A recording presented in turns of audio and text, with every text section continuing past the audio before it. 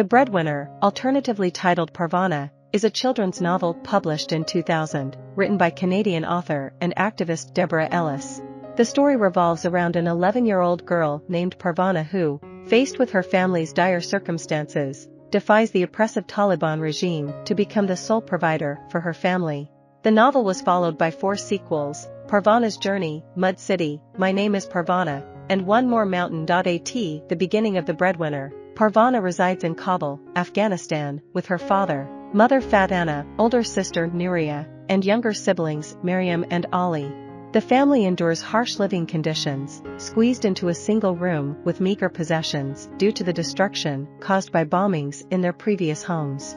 Parvana's father loses his job as a teacher when his school is bombed, and he also suffers a leg injury in the explosion. Meanwhile, Parvana's mother loses her job as a radio writer due to the Taliban's oppressive laws restricting women's participation in public life. One fateful day, Taliban soldiers arrest Parvana's father for his foreign education.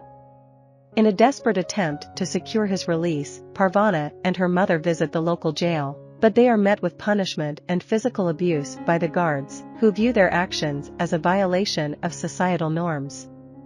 Parvana's mother sinks into a deep depression, refusing to leave her bed.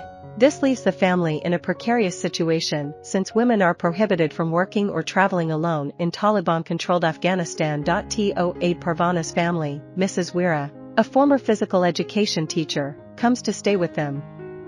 Parvana's mother gradually recovers from her depression with Mrs. Weera's support. Together, Fatana and Mrs. Weera secretly publish an underground magazine, which they smuggle to and from Pakistan.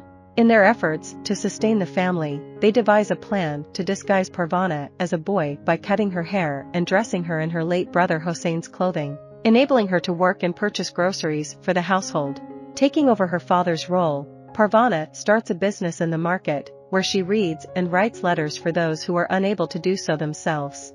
During her time there, she develops a mysterious friendship with a woman who resides in the window above her stall, receiving gifts from her. Additionally, Parvana teams up with Shazia, a former schoolmate also disguised as a boy, and they establish a mobile shop using trays to display their merchandise. To acquire funds for the trays, they take on the task of digging graves. As Parvana strives to support her family, she grows closer to her older sister, Nuria. However, Nuria makes an announcement that she intends to leave Kabul for Mazar-e-Sharif in the north, where she hopes to marry and attend college. Accompanied by their mother and younger siblings, Nuria departs while Parvana remains behind. One day after work, Parvana encounters a distraught girl named Homa, who fled from Mazar-e-Sharif. Homa reveals that the Taliban has taken over her city, leading to the brutal murder of her family, and she narrowly escaped with her life.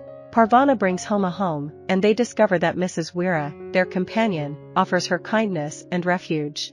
Parvana, however, fears for her own family's safety. A stroke of fortune arrives when Parvana's father is unexpectedly released from prison, though he bears the visible signs of mistreatment and abuse.